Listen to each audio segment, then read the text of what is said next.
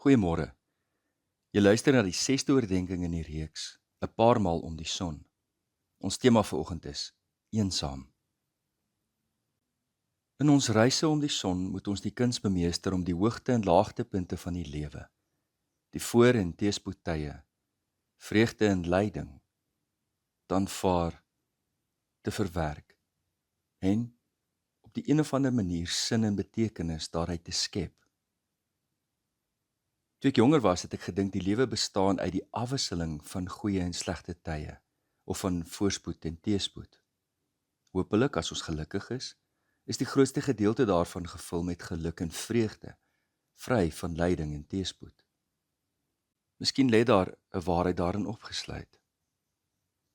Tog neem ek waar dat die twee, voorspoed en teëspoed, geluk en lyding, heel dikwels op dieselfde tydstip in iemand se lewe waar kan wees, of vir groot dele van ons lewe mag dit gelyk waar wees. Heel dikwels is vreugde en teëspoed, dankbaarheid en lyding tegelyk ons lot, afhangend van hoe ons daarop reageer. Nie alles swaar kry is sigbaar nie. Kom ons dink vir 'n oomblik aan die lewe as 'n cricketwedstryd. Wat die skare raak sien, is die kort bal wat jou in die ribbes of teen die kop tref, die draaibal wat jou kop laat maal, die streepbal wat jou oor jou eie voete laat val, die paaltjiewagter wat jou treiter met sarkastiese kommentaar, die bowler wat jou intimideer, terwyl die bal pas verby jou paaltjies gesweep het. Wat niemand sien nie, is die stryd binne jou, die selfvertwyfeling, die stryd om konsentrasie te behou, die lees van die toestande, die beoordeling van die blad, die vasbyt deur die pyn wat die bal jou getref het. Nie alles swaar kry is sigbaar nie. Nie alles swaar kry is bekend nie. Soms knoop ons dit toe in ons binneste. Gelukkig is die een wat iemand het om dit mee te deel. Iemand wat genoeg omgee om daar te wees, wat begrip het, wat luister, wat saam met jou huil as dit nodig is. 'n ligte oomblik deel as jy nie anders kan as om 'n traan met 'n lag te bedek nie. Indien die lewe enigsins soos cricket is dit geensins soos films nie. In films huil mense so mooi, sagte musiek in die agtergrond, die kerslig wat romanties oor die held of heldin se gesig dans, 'n hele teater huil saam.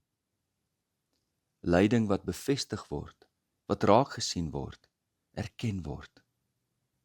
Op 'n manier maak dit ligter. Maar in die regte lewe speel daar geen musiek in die agtergrond nie. Daar is niks romanties of mooi of poëties aan ons huil nie. Soms is dit net jou kussing wat weet, regtig weet, hoe swaar jy kry. Ek het mense van beide geslagte, van alle range en posisies in die samelewing sien huil. Almal het 'n breekpunt. Almal het 'n knakpunt. Ek het mans gesien wat oorlog deurgemaak het, wat vreesloos gepraat het by begrafnisse van geliefdes sonder dat hulle stem eers begin bewe, maar onbedaarlik huil by die uitsit van wagter wat soveel jare lojaal by sy voete gelê het. Almal het 'n breekpunt. Ja, ons kan onsself staal teen die lewe, met 'n harnas en 'n helm, maar tog het die lewe 'n manier om 'n klein gaatjie ergens te vind in jou mondering en 'n dolk daarin te druk. Ek pleit dus vir empatie vir alle mense. Moenie oordeel nie. Moenie ander mense se pyn verkleineer nie. Ons sal nooit regtig weet waardeur 'n ander mens gaan nie.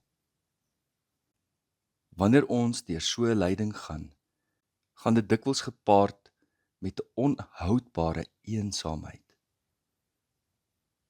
Eensaamheid is een van die mees intense ervarings wat enige mens ooit kan ervaar.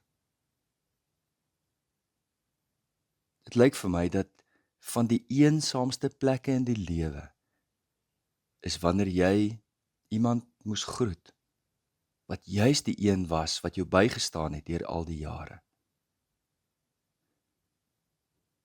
In ons reis om die son is die kans skraal dat ons ongeskonde daarom sal bly draai. Maar tot nou toe het ek net die waarheid halfpad gepraat.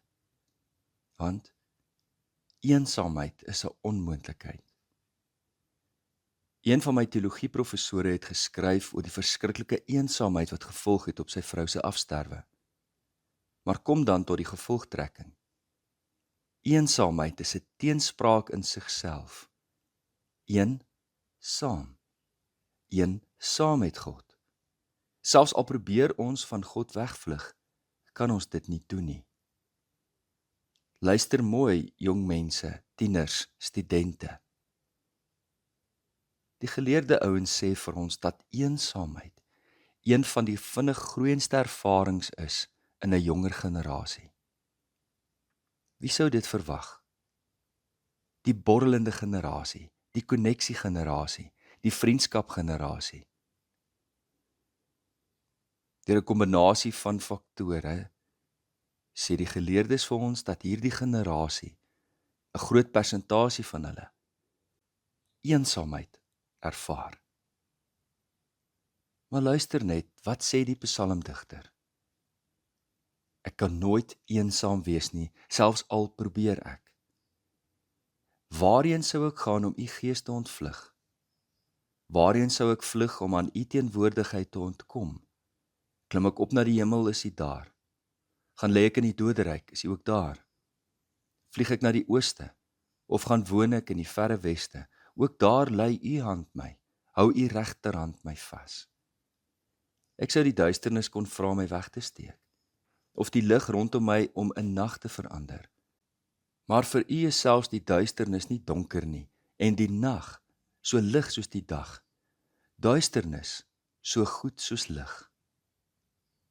Psalm 139. Lina Spies het die eerste vers so mooi ingrypend vertaal. O Here, u ken my volkome, u sien tot in my wesensgrond. Die planeet Aarde, sover ons kan vasstel, is die eensame planeet. Met al ons ver gekykery, kon ons nog nooit enig ander lewe opspoor nie. Ons reis om die son is op 'n eensame planeet. Tensy jy ook hiervan sê, een planeet saam met God, nooit alleen nie. Ek is nooit alleen nie. God is nie so ver as wat ek voel nie. As dit voel of ek teen die plafon vasbid, is dit dalk omdat ek dink my gebed moet verder strek as dit. Ek probeer dalk te ver bid.